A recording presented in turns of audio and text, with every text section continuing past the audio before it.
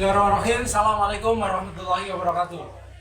Salam guru penggerak, tergerak, bergerak, dan menggerakkan. Perkenalkan, nama saya Mustafa. Saya berasal dari SDN 1 Sendang, Kecamatan Todanan, Kabupaten Blora. Saya angkatan 10 guru penggerak dari Kabupaten Blora. Di sini saya akan memaparkan atau menampilkan sebuah video aksi nyata dari modul 1.1, yaitu yang memuat tentang filosofi pendidikan Ki Hajar Dewantoro. Selamat menyaksikan. Yang pertama, perasaan setelah melakukan perubahan di kelas yang saya alami adalah sebagai berikut.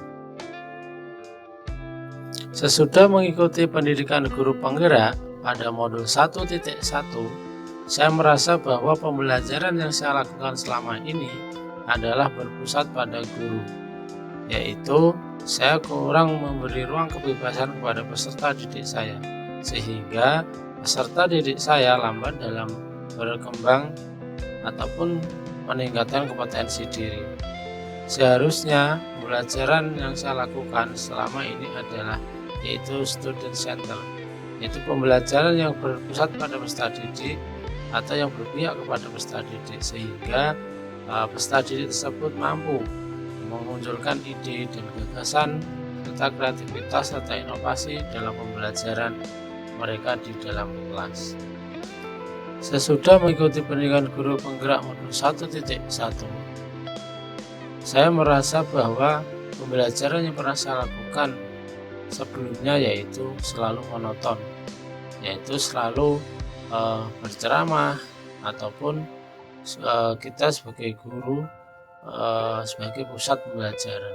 Padahal seharusnya kita harus berpusat pada peserta didik kita atau berpihak kepada peserta didik kita ataupun memerdekakan peserta didik kita, sehingga peserta didik kita nanti dalam pembelajarannya mampu berkolaboratif dengan teman sejawatnya ataupun memunculkan ide-ide atau gagasan atau inovasi serta kreativitas yang memerdekakan peserta didik kita.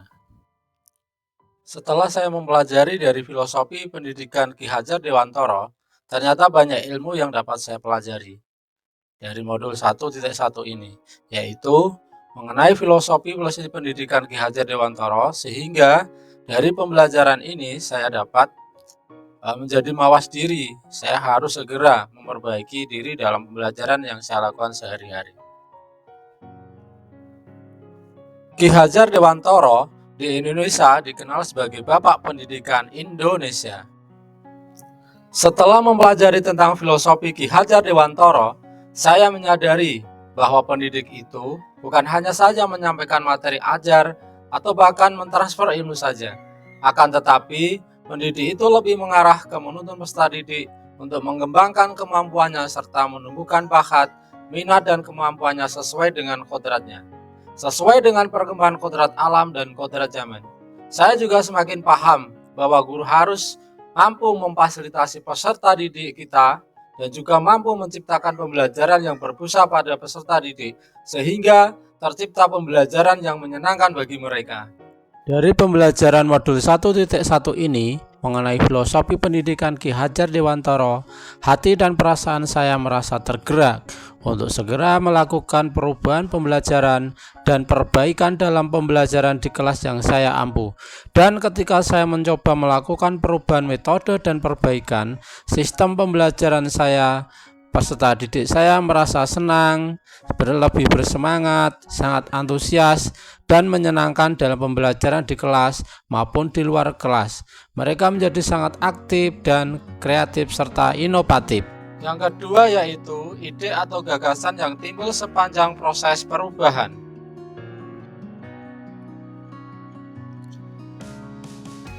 Aksi nyata yang akan saya lakukan yaitu yang pertama, mengubah metode pembelajaran yang awalnya teacher center menjadi student center, yaitu guru tidak lagi menjadi pusat pembelajaran, tetapi peserta didiklah yang menjadi pusat pembelajaran. Yang kedua, menghadirkan pembelajaran yang berpihak pada peserta didik, pembelajaran yang interaktif, kolaboratif, mandiri, dan menyenangkan. Yang ketiga dan yang keempat yaitu pembelajaran dan pengalaman dalam bentuk catatan praktik baik dan rangkaian pembelajaran. Yang pertama yaitu merencanakan pembelajaran. Hal yang akan saya lakukan dalam merencanakan pembelajaran yang pertama adalah menyiapkan perangkat pembelajaran secara mandiri ataupun dengan rekan sejawat, yaitu berdiskusi dengan teman sejawat, kemudian kelompok guru kelas, dan menyiapkan media pembelajaran serta modul ajar dan LKPD. Yang kedua yaitu pelaksanaan pembelajaran. Sebelum pelaksanaan pembelajaran, saya sering melakukan yaitu 3S, senyum, sapa, dan salam, baik di depan gerbang pintu masuk sekolah ataupun di depan kelas. Yang ketiga yaitu menyampaikan langkah-langkah pembelajaran dan tujuan pembelajaran, serta melakukan persepsi kepada peserta didik. Kemudian yang keempat yaitu saya sering melakukan ice breaking agar peserta didik tidak kaku dan tidak jenuh ketika dalam pembelajaran. Kemudian yang kelima yaitu memberikan ruang berkolaborasi dalam kelompok antar peserta didik agar mereka mampu meningkatkan dan menumbuhkan ide-ide kreatif secara gagasan dalam kelompok peserta didik di dalam kelas masing-masing. Diskusi kelompok atau pengerjaan kelompok ini di mana para peserta didik sudah melakukan observasi di luar kelas mengenai bagian-bagian bunga. Nah, kemudian para peserta didik bekerja kelompok ataupun menyimpulkan hasil pengamatannya di lapangan untuk didiskusikan di kelompok di dalam kelas. Tujuannya yaitu untuk membantu para siswa atau peserta didik yang mengalami masalah melalui prosedur kelompok, dan juga untuk mengembangkan pribadi masing-masing anggota kelompok melalui berbagai suasana yang muncul dalam kegiatan berkelompok, baik suasana yang menyenangkan, menyedihkan, ataupun suasana-suasana yang baru yang timbul dalam kelompok tersebut. Yang berikutnya yaitu menyampaikan hasil pekerjaan peserta didik di depan kelas atau mewujudkan kepemimpinan peserta didik merdeka belajar, yaitu dengan tujuan agar peserta didik lebih memahami materi dan untuk mengasah kemampuan berbicara dan menjawab pertanyaan di depan kelas, dengan tujuan agar meningkatkan kompetensi peserta didik serta memajukan kompetensi peserta didik. Yang berikutnya yaitu peserta didik membuat kesimpulan, melakukan refleksi, dan pengamatan karakter peserta didik dan tindak lanjut. Kesimpulan di sini yaitu salah satu peserta didik dengan difasilitasi oleh guru untuk menyampaikan hasil kesimpulan pembelajaran pada hari ini. Kemudian refleksi yaitu untuk melatih siswa mengungkapkan pendapat dan aspirasi pada proses belajar yang telah selesai dan yang sedang berlangsung.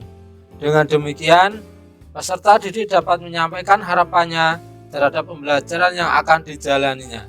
Kemudian, agar guru dapat memahami apa saja yang menjadi kelemahan dan kekurangan dari sebuah pembelajaran. Kemudian, tindak lanjut yaitu guru memberikan motivasi dan bimbingan belajar untuk pembuatan tugas ataupun pelatihan yang akan dikerjakan oleh peserta didik. Kemudian untuk selanjutnya yaitu mengenai hambatan, tantangan, dan solusi dalam melaksanakan aksi nyata. Untuk selanjutnya yaitu hambatan dan tantangan.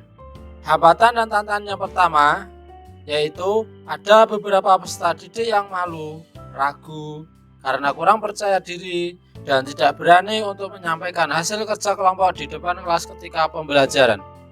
Untuk solusinya yaitu selalu memberikan semangat kepada peserta didik, kemudian memberi motivasi dan penguatan pada peserta didik, serta melatih skill dan mental peserta didik di depan kelas dengan bimbingan oleh teman sejawat dan guru.